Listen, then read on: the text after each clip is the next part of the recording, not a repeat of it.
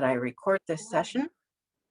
Great, so we are recording now, and welcome all to this webinar on programs, counting activities. What are they? How do we keep track of them? What's going on? What's the spreadsheet? That's what we're going to cover today. Here's my email address right here on the front slide. So if you have any questions that I do not address in the next hour, please be sure to drop me an email and I will get back to you. Email right now is the best way to reach us while the Division of Library Development staff are sometimes in the office and sometimes working from home. So please be sure to try email first and I will get back to you. What else do I want to tell you? There is going to be some repetition. So if you have attended or are planning to attend the sort of sister webinar to this, which is all about the new questions in the 2021 annual report, I am going to repeat myself. I can tell you right now, you can put on your evaluation, well, the thing you didn't like was all the repetition. And I am going to repeat myself. The slides in some cases are exactly the same, but that's because the information is important and there's slightly two different audiences here. Today, we're just talking about programs, self-directed activities, how to use the spreadsheet. So that's really the focus today, not so much the major annual report questions.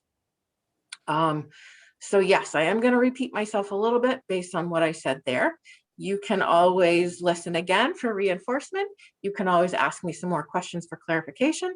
And I found along the way that in the chat, people are always asking different questions too. So you might learn something a little different, even though the slides are the same. All right, so we will head on to the next slide. I always like to start these webinars about the annual report and about data by clarifying the difference between the state annual report, that enormous big Excel file that your library sends me every single year, and contrast that with your own library's reports and the data that you collect specifically for your library. So as a reminder, the IMLS questions are national questions. We in Connecticut collect data. We send it to IMLS, and IMLS puts it in this National Public Library Survey, telling the story of libraries nationwide and their impact. And in order to make sure we're getting all the same data, we do have the same set of questions that we all have to ask. In addition, we can ask some questions from our own states, and you'll see now I've added a column for which are Connecticut questions and which are IMLS or national questions. So you'll be able to tell which are which. But because there's this national set of questions, it can take a long time to change those questions. There's sort of a 2 to 3 year process of proposing a change, reviewing it, making sure that it actually makes sense to potential libraries, and then getting it onto the survey. And then it can take 2 to 3 years to get actual solid data related to those questions.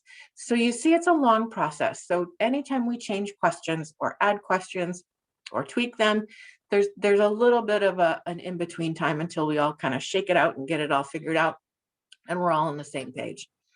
But that's in contrast to your library's reports, which are under your control. You can capture any data you want. You can tell any story you want for your library.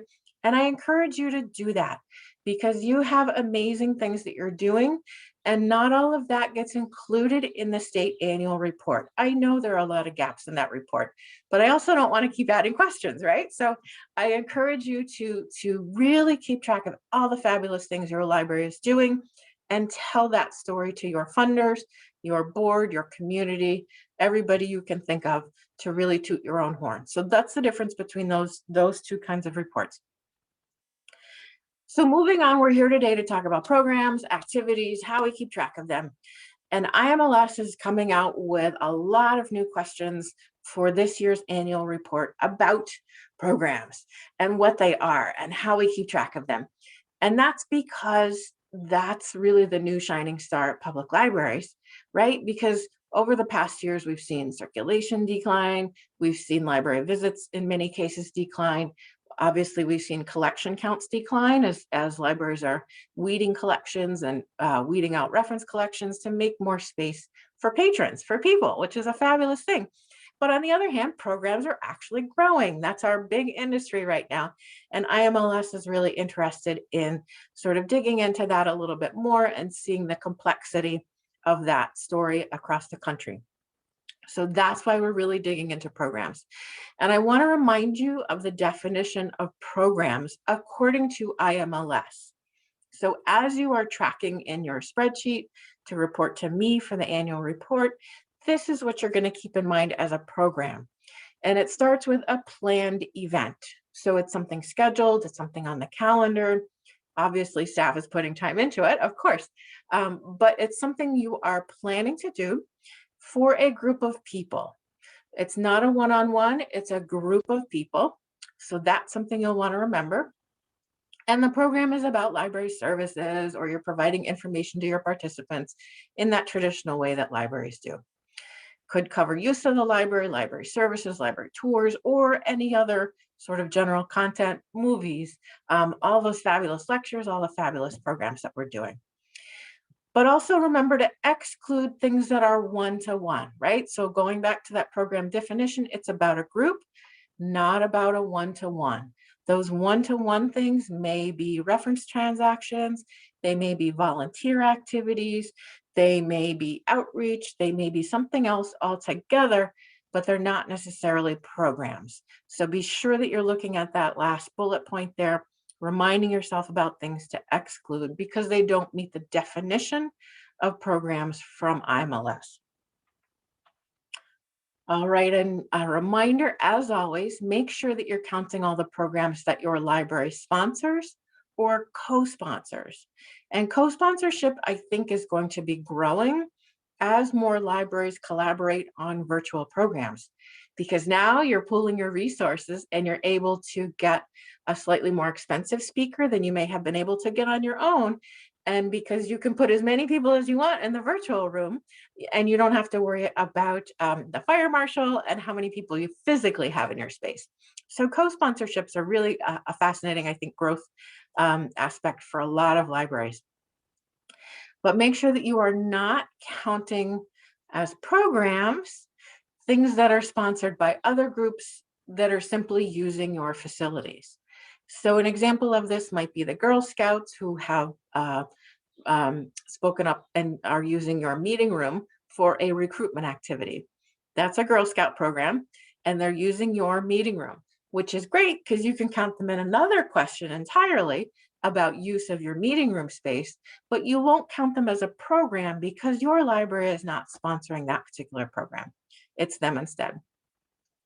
And then as a reminder, as always, if you are offering programs as a series, then make sure you're counting each one in the series as a program. So an example of that might be story times, right? If you're offering an 8 or 10 week series and people are signing up for that whole sort of semester, then you're going to go ahead and count all of those 8 or 10 programs in the group there. So make sure you're putting those in your spreadsheet, keeping track of those. Okay, here's some examples of programs, very typical programs that libraries would offer. Story time, whether that happens online or in your library, or maybe at a local community center, the farmer's market, on the green, could be at the beach, but story time is a fabulous program, very typical for libraries. Another example could be a presentation about library resources to students at schools. We used to do that. Hopefully we're going to be doing that again. That's something you can count as a program. Likewise, typical tech or gaming clubs, chess clubs, summer reading events, however you define those. There are a ton of different programs. We're used to counting programs. These are not programs, just so we've got them here in black and white. Remember, those one-on-one activities don't meet the definition of programs for IMLS, right? The program definition is about a group.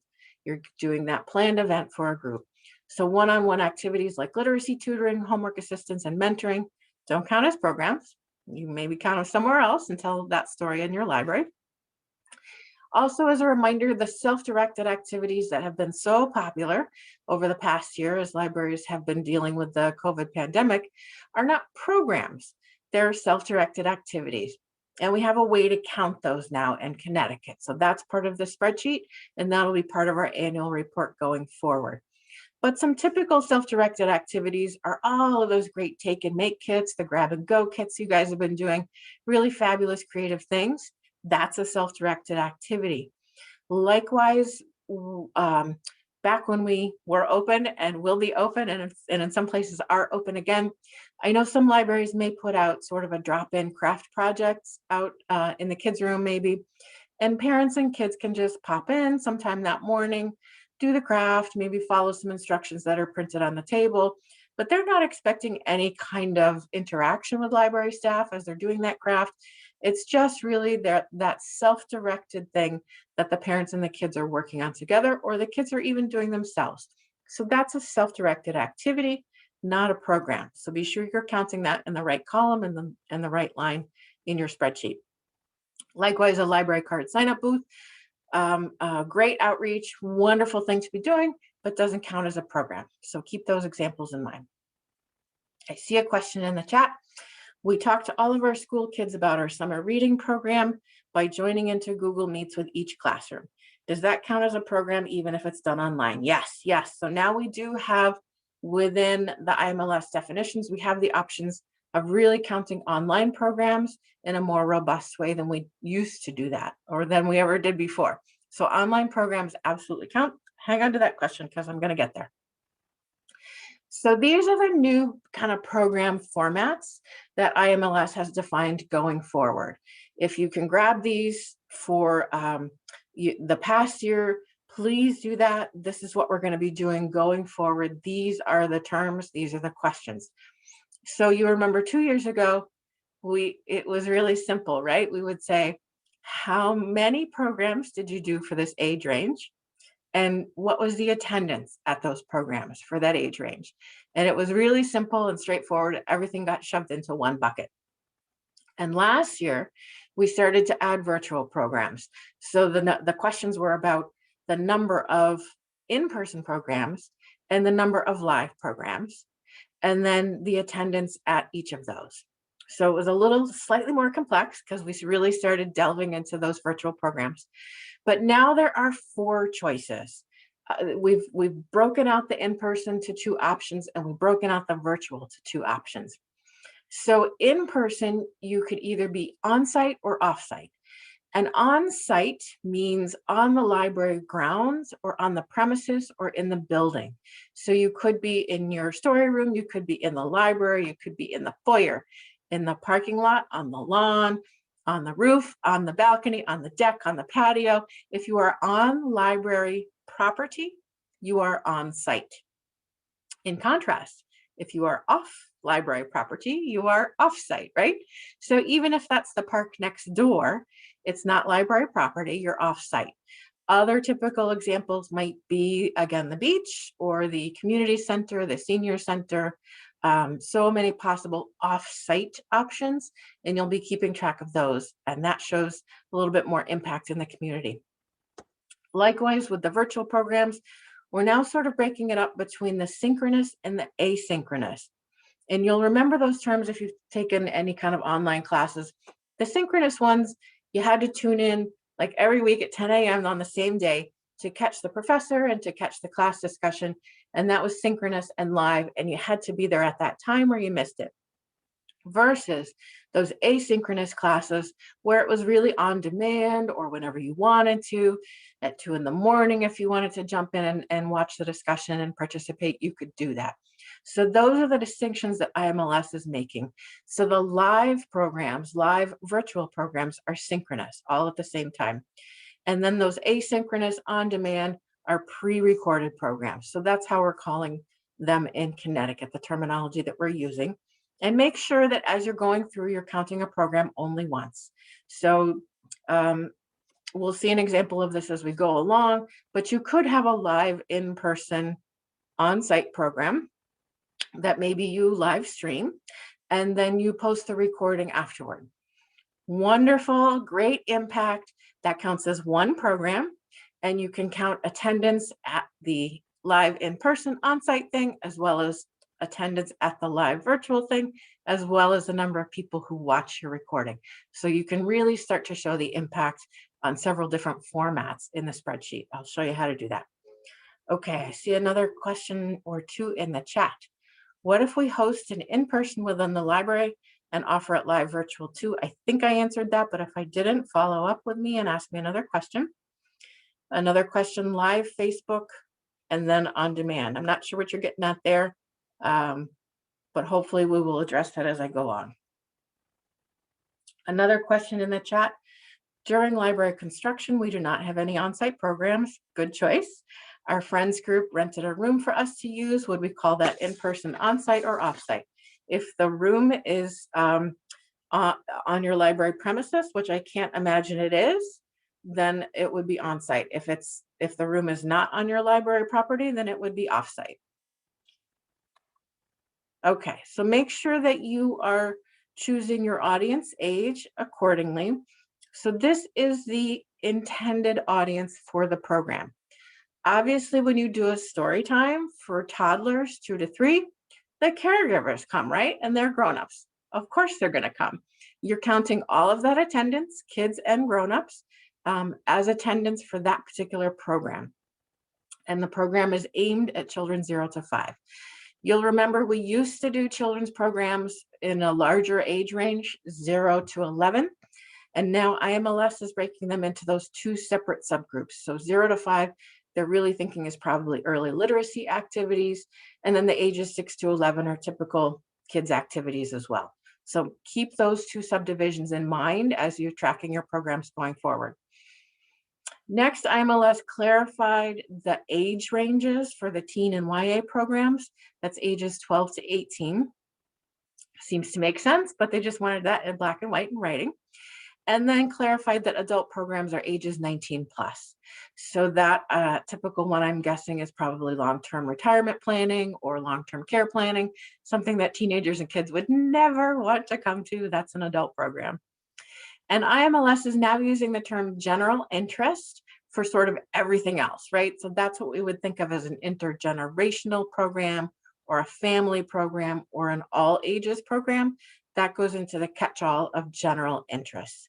And that typical example of that is maybe a chess club, which gets all the generations there, or it could be a PG movie that really attracts a lot of different people. That could be a general interest program as well. So that's the age of your intended audience. Okay. So how do you count attendance? What are you counting? Who are you counting? For those in-person programs, you're counting them the way you usually do, however that is. If it's heads or faces, or you're going through and you're tracking people, how many chairs are occupied in this row, plus this row, plus this row, you're going to count those as attendance the way you normally do. Then with the live virtual programs where it's synchronous, we're all here together at the same time, you'll count the number of unique viewers or live viewers, and that terminology will change depending on what platform you're using to show that program. Stay tuned. My fellow state data coordinators have put together a Google Sheet with a ton of guidance on different platforms for how to find these live virtual counts and how to find the views. And I'm going to show you that before we go away today. So there is some guidance on how to get this information on different platforms. So you're counting the attendance while the program is live. And there's now a column in the spreadsheet specifically for live virtual attendance. So you'll make sure to enter them there. Then there, if you're doing a pre-recorded program, maybe in some cases, your library is doing story times where you record them ahead of time and post them up. You can't report attendance yet because there's no live component to it, but you will count the number of views, the number of times that video has been watched. So there's a whole nother column for reporting the views. Make sure you got that. So let's talk more about views. This is a question we had last year, but trying to get it a little bit more detailed and clarified. It's the number of times somebody clicks the play button and they're watching it or playing the audio recording. This is not the number of times somebody clicked like about your post. It's really digging in and figuring out how many people played it and listened to it or watched it. So that's what we're really looking for, is that engagement with the recording. And new from IMLS, it's here on the third bullet point in bright red and in bold. This is a change that IMLS has asked that we count the number of views after 7 days. So that's just a week. We have been saying, well, count them at the end of the fiscal year or count them at the end of the month or whatever. But now IMLS has really tested out some of the options, and they're looking at the number of views after 7 days. If you take the video down sooner than that, make sure you're grabbing the count before you take it down. But that will be the metric that you're looking for. So maybe if you post a video on a Monday, go back the following Monday and grab that number. So that will be something just that you'll need to remember to manage as you're going through. Do your best. You know, if it ends up being 8 or 9 days or 6 days, I'm not going to know. IMLS isn't going to know. But really do your best if you can to stay within that new time frame, the shorter time frame. And always remember, if you did post your video to multiple platforms, make sure you're counting the views on all those platforms. Give yourself the full credit for all of those views. Okay, there's a link. So just to make sure you know, these slides are already on the LibGuide. I'm going to show you where they are. So you'll be able to find this link. When we go over there, there's a ton of information. So don't worry about writing this down.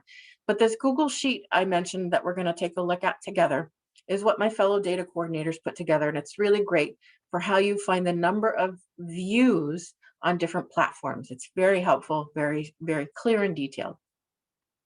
So I want to put right here in black and white again, so you all have it, that if you've been counting the views as of the end of the month or as of the end of the fiscal year up until now, that is okay. You do not have to backtrack for the past 11 and a half months and try to figure out how many times your video was viewed after a week. Don't do that, right? Okay, that's just going to be stressful. That's going to be crazy. Just send me the number of views that you have now, okay? And then going forward, starting July 1st, start counting them after 7 days. Do not stress yourself out. I will take whatever numbers you have.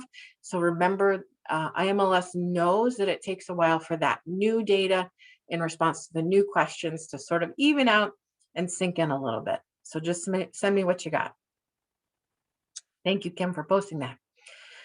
So here's a little screenshot of what these questions will look like in the annual report, so you can see how they are. Continuing to group them by age, kind of thinking that the teen librarian can fill in a section, the children's librarian can fill in a section, the adult services librarian can fill in a section, that all that information is there by age. So that's how it'll work. And you'll see here this new column that I mentioned earlier.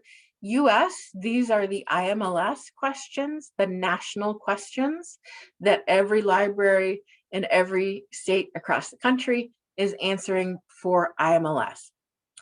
F is a feeder question, because in order to get the total number of synchronous young adult programs, I actually need to know how many in-person on-site programs you did and in-person off-site, as well as live virtual. So I have to ask you all those extra granular ones to get the total that IMLS wants. So it ends up being a lot of extra lines and a lot of extra little boxes and breaking down of things, which is why we have a new spreadsheet for how to keep track of these to try and minimize your workload. But we'll see when we get to the tracking spreadsheet that the totals in there are in the same order and the same groupings as the annual report. So it should be fairly easy to grab a number from the program spreadsheet and plug it in here. I think that will work pretty simply. But you'll see here it's grouped by number of programs and then by attendance. And we've got the views of programs right down here at the bottom. So it's a little bit different. Also, I have been continuing these little notations just to give you a little bit more of a clue to help you out when you say, you know, oh yeah, that's a new question. I don't have that data from previous years. This is new, something I need to pay attention to. The edited questions might be slightly different wording or clarifications. So that just draws your eye, and kind of is a little marker for you guys to know what's going on with these questions. All right, I see a question in the chat. If you partner with another library for a live Zoom program, how do you count the number of attendees? Do you share or do you put the total number?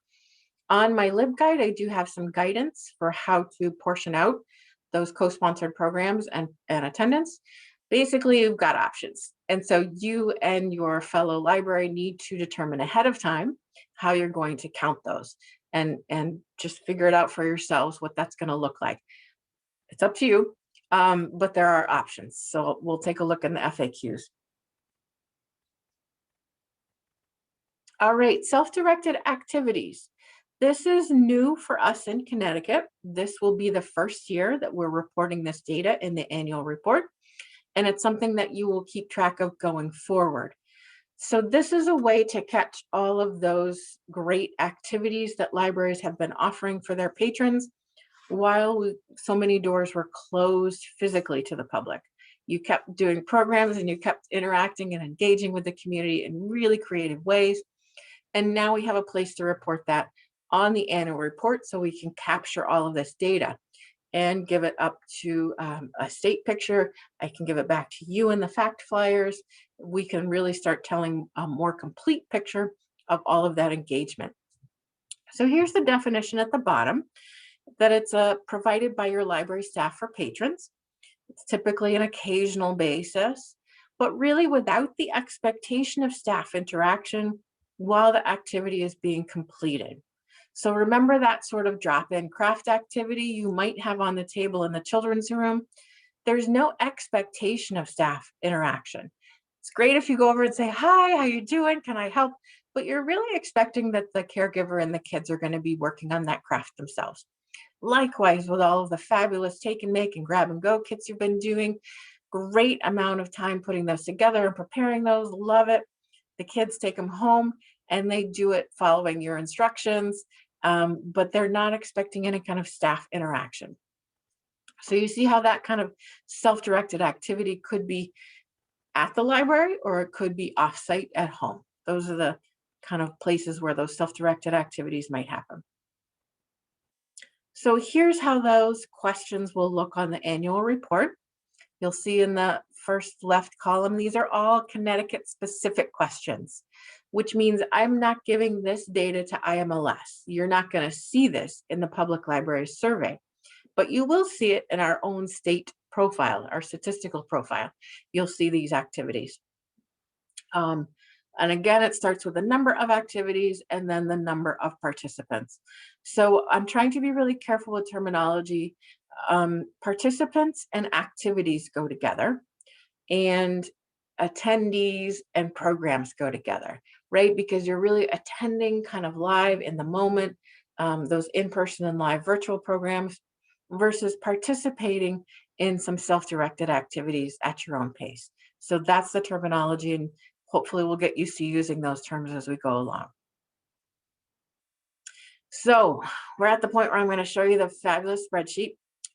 Just to remind you, I made this spreadsheet for you to use however you want to use it. You're not going to send it to me ever, right? You're only going to at some point send me some totals that go into your annual report. And you may also be grabbing some totals to put into your summer reading report that you're going to send to Kim by October. So what you do with this spreadsheet and how you customize it is up to you. The date ranges that you use are up to you. You can have multiple copies of this spreadsheet in different places, different years, different departments, totally up to you. I created it because I knew that these program questions were going to be a lot of work to answer and a lot of work to keep track of. So this tool is designed to help you track them, just to make these reports easier for you to answer. So when we take a look at it, you'll see that there are a couple options. If you want, there is a version of the spreadsheet that you can sort of print out and keep on a clipboard and handwrite. The one that I recommend instead is that you just type all of your programs into the spreadsheet and let the spreadsheet do the work for you. That's what it's designed to do. I do want to mention There was an earlier version of this spreadsheet that I posted, I think in November or December last year, and it was very much abbreviated. It didn't have the complexity that the new version has. So if you downloaded version 1, you'll want to make sure you grab version 2 off the website now. And if you had grabbed version 2 earlier in May, double check that you've got the most recent version, because I did find a bug and I fixed it on May 26th, and you're going to need the new version in order to sort your data. So hopefully that makes sense. All right, let's hop out of here and let's go on over to the website. So again, in around 1 o'clock, you're going to get an email from me that has this URL that's going to get you over to this annual report page. It will also have an evaluation survey link, which I hope you will fill out and give me some feedback on how this went and if there are any changes I can make to clarify. But this URL will get you here to the annual report tab on our statistics page. And this is a very densely populated LibGuide. There is a ton of information throughout on statistics, but we're really going to be looking at the annual report tab. And as we scroll down, there are some additional tabs here. I want to point out, once the annual report form is available for 2021, it's going to go on this tab. That'll be in mid-July as usual. That will come here. But right here, changes to the 2021 report. If you haven't been to one of these webinars, you might want to take a look at this little tab, view the recordings, or check out the slides. Those options are there, but as we scroll down, this is just listing all of the new questions that we're going to be getting, new questions, clarifications, those COVID-19 questions that are going to stick around. What we are looking at, though, is programs. So make sure that you're always checking the programs tab here. Here's the magic spreadsheet that we're going to take a look at.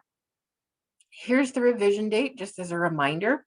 So again, if you had version 1 or if you grabbed version 2 before this date, make sure you're getting the most recent one, and you can just copy and paste your data into the new spreadsheet. And just to remind you, version 1 had fewer columns. Version 2 now has a column where we're separating out the in-person programs attendance from the live virtual programs attendance. So those are 2 different columns now. So just pull those apart and the numbers will work. The formulas will work for you. These are the slides. So what I was just showing you, that PowerPoint, these are the slides. You can pull those down and take a look at them at any point. Show your boss that thing about not having to backtrack to find the number of views for the past 11.5 months. That's okay. Here's some recordings. When we are done today, I'm going to take this recording and upload it to YouTube. And once it's available, I'm going to link it right here. So this register is going to turn into recording. That's where our recording for this morning will be. And then as we scroll down, you'll see here just a reminder on the LibGuide of what are the different formats for programs and activities. What are our age options again, right here, so it's searchable. Here's again a reminder about attendance versus the number of views. Right here, this handy guide. This is what I wanted to point out about the state data coordinators put together this Google Sheet, which is so lovely. Just to remind you, so if you, for instance, did a Zoom program, right? It was a live virtual program on Zoom, and you recorded that, and you later posted the recording on Zoom Cloud. You would check the video conferencing tab to see how to count that. We'll hop there. So Zoom, here's always a description of what the platform is. And then here's information about the live version of the terminology of what you're going to be looking for in terms of Zoom. And then here's how you find that data actually in your Zoom account for the number of live attendees. And as we scroll over too far, here in this color is how you'll find the recorded metrics. So here's the number of views, that terminology that's used, and here's how you'll find that information say for a cloud recording in Zoom. Let's go back to the README tab. I think a lot of libraries are maybe streaming on YouTube or Facebook and then posting a recording likewise on YouTube or Facebook. So you'll just check those video sharing tabs, social media tabs, just to see how we count things.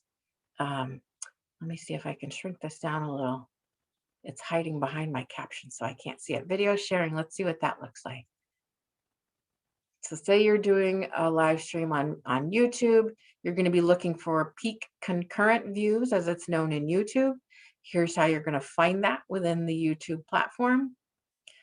And then for the recording, here's how you're going to look for the number of views, specific details for how to find it. So a lot of really great information in this Google Sheet. I encourage you to use it a lot. Let me show you again. It was this handy guide. So that's a link for how you get there. There's also a link in the spreadsheet itself. So that information is right there where you need it. So as we scroll down here, some examples of programs, examples of self-directed activities. Here's those FAQs. Most of these FAQs are in the spreadsheet as well, so you'll have that reminder. Here's how you might enter in your spreadsheet something like that in-person concert where you streamed it also and you were able to post a recording and watch the views. So here's how you would record that one event. It would be an in-person on-site program. Always defer to the in-person component when you're trying to figure out what to put in the format column there. And you can count all of these factors, sort of that live in-person attendance, the live virtual attendance, as well as the views of the recording. So you can really see the long tail of that program. It's very cool. What are some of the other things we talked about? Right. Oh, here it is, Nancy, that your question about how you're counting attendance for a program you're co-hosting with another library. Here are your options. You got choices. You guys just work it out ahead of time how you're going to count that. This FAQ is also in the spreadsheet if you would want a reminder there. And as we scroll down, here are those definitions again, program versus self-directed activity. Okay. Question in the chat, what is SRP?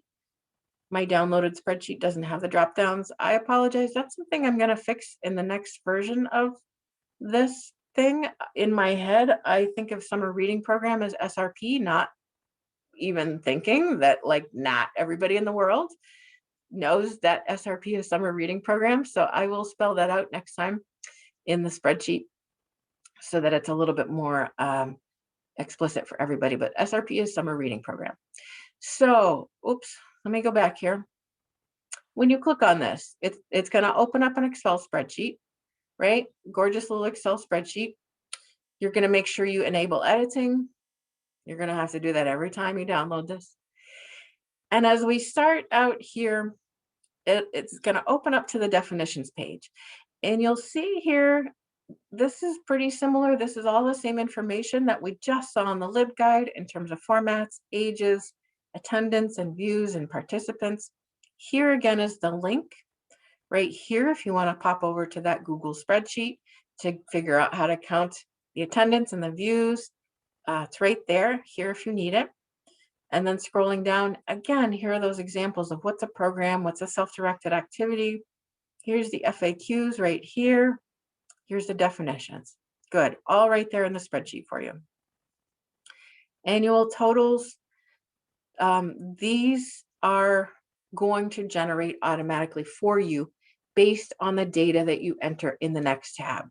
So all of these totals will come in handy for your summer reading report that you're going to send to Kim, and then for your annual report that you send to me later on. Right here, there's the reminder, the totals will calculate automatically as you enter programs and activities on the next tab. So if you click here on the zeros and look up here, you'll see this is a very complex formula. So I have locked down this sheet, and you cannot make any changes to this particular sheet because I didn't want anybody deleting any formulas, right? Like those are the important things. This sheet will do its job if you don't mess with it, okay? So that's why it's locked down. But you'll see as we scroll down here, Again, all of the totals are grouped by ages. We've got all of the great summer reading program things here at the top. So you can just grab these, put them in your summer reading report you sent to Kim. And then here are all the questions that you're going to send me for the annual report. They're grouped again by number of programs and by attendance. So these are in the same order here as they are in the annual report. You should just be able to transfer kind of one to one from different places. So we scroll down, there's the older children, we've got the teens, with the adults. Here's that sort of general interest, intergenerational, all others kind of category. Here's some sums that might be interesting for you. These should also correlate with the automated totals that come in the annual report. It's a great way to double check. And then here's where to find all of the self-directed activities. So number of activities and the number of participants. It's all there. So hopping over to Track and Spreadsheet, this is where I really strongly recommend that you just keep typing in each program as you offer it and keeping track of what program, when, was it a summer reading thing, the formats, the target audience, your attendance, your participants, your views. Keep it all here up to date in this one place and let the totals work for you. If you really want to, if your library prefers to work with paper, this version here, Tally by Hand on printout, can be printed. I suspect you're going to need tiny little handwriting when you print this out on a regular piece of paper, but you can print it and put it on a clipboard and notate these things if you want to. But then you're just going to have to do the math at the end, right? Like at the end of the month, you're going to have to go back and figure all of that out when you could just type in here and let the spreadsheet do the work for you. So just to show you how easy it is, you can type anything you want. So on this sheet, you can actually add columns if you want to. You can change colors, fonts. You can add or delete a lot of things if you want to on this particular page. Feel free to do that.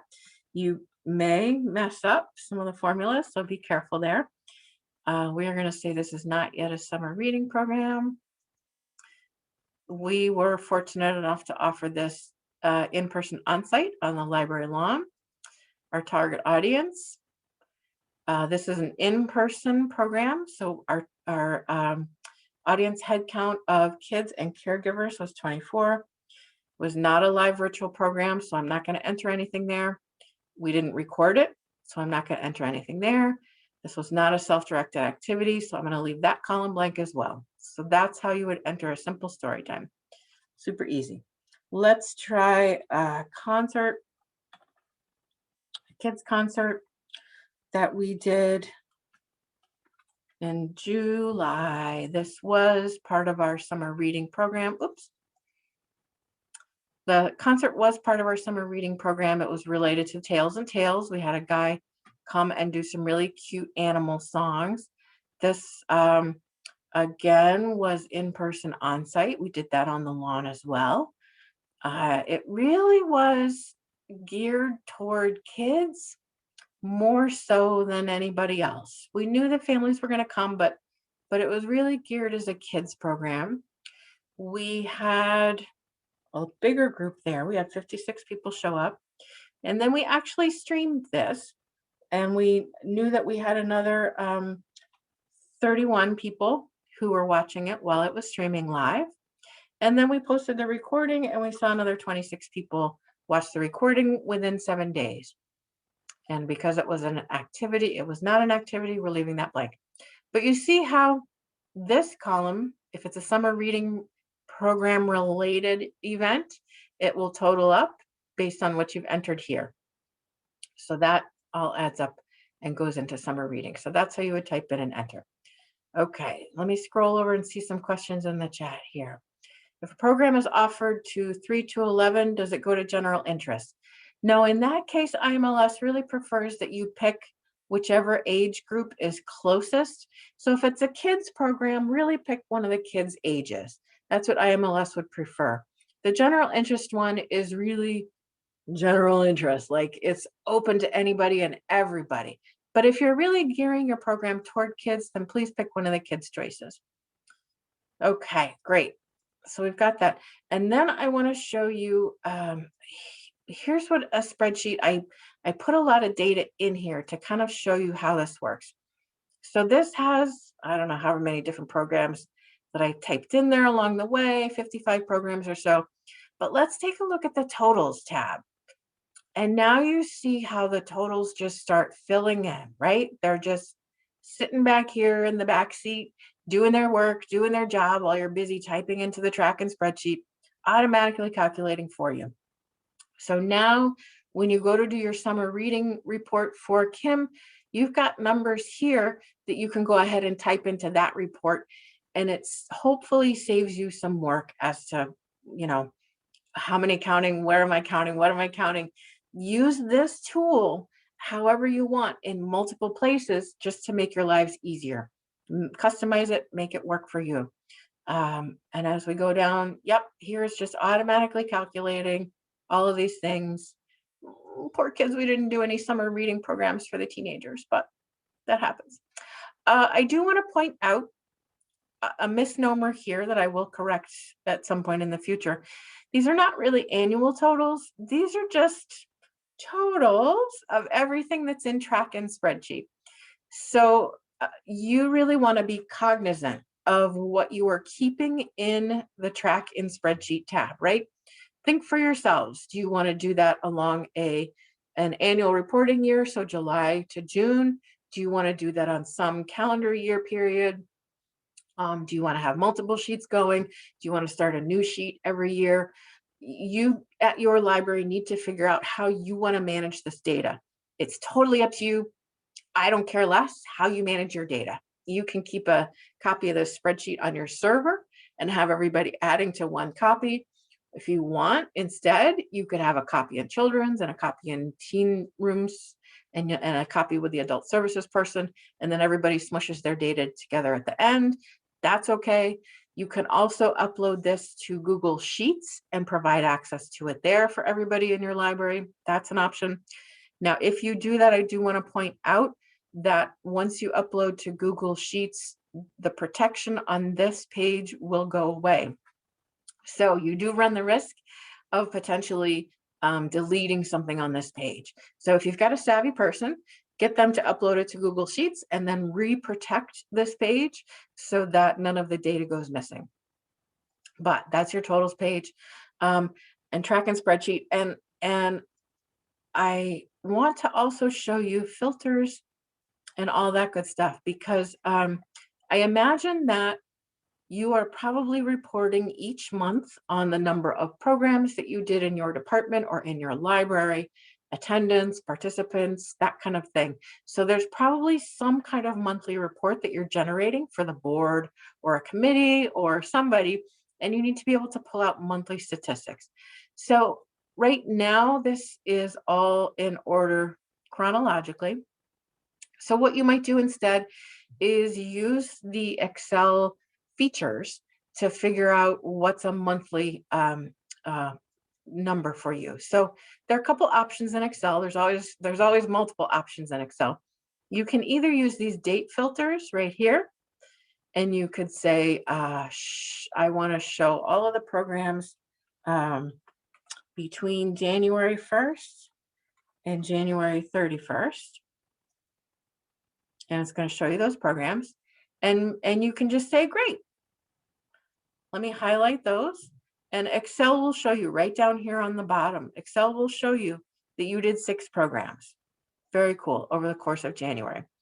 You may then want to sort these by age. You could do that, and you could group all of the teens together, the general interest, and the kids together. Or maybe you say, I only want to see the teen programs. So now I am just looking at teen programs that were offered in January. And I can see that we had, if I highlight all of those and come down here, I can see that we had a total of 32 kids. So our attendance at those 4 live virtual programs in January was 32. So that's how you could potentially get some monthly totals to put into some reports. When you're ready to clear those out, just come up here and then clear it. that just gets rid of all of the filters and all of the sorting and gives you your data back.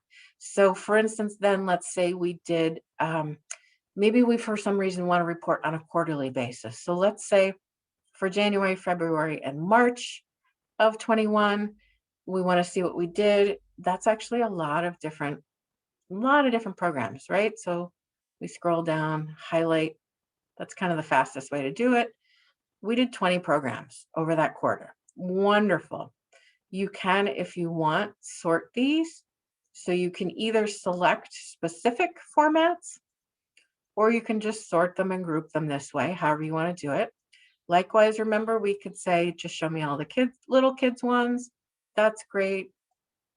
Let me figure out attendance. Great. I had 141 attendance at my 5 little kid programs and in the quarter. So that's how you would use this spreadsheet to figure out any kind of subtotals, right? So not the big totals, because these totals here are really everything, right? Everything that you put into the spreadsheet, it's going to put here.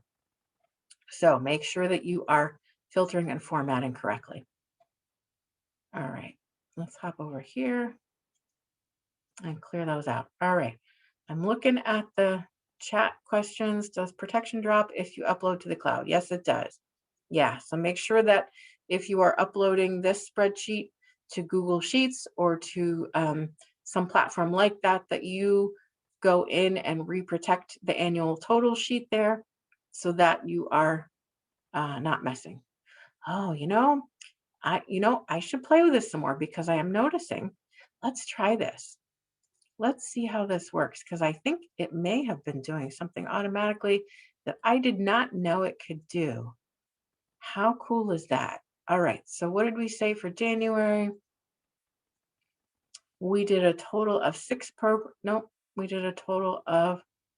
programs. And so what is that? 1 for kids, 4 for YA, and 1 for the adults. No, I thought it was gonna figure it out for us. Nope. Sorry, I was getting excited over something that doesn't happen. Never mind. Yes, so you're gonna have to go ahead and sort your data like this to get those monthly totals or quarterly totals for you.